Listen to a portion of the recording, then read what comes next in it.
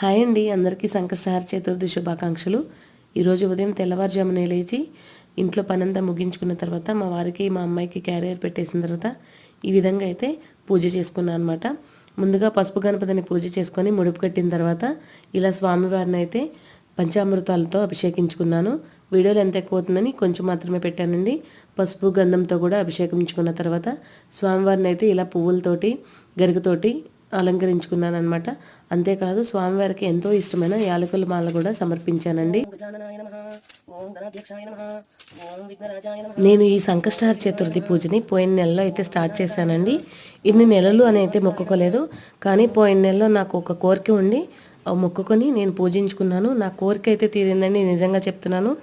ఇన్ని నెలలు అనుకోలేదు, కానీ నాకు ఎన్ని నెలలు కుదిరితే అన్ని నెలలు చేసుకుందామని అయితే ఈ పూజని స్టార్ట్ చేశాను.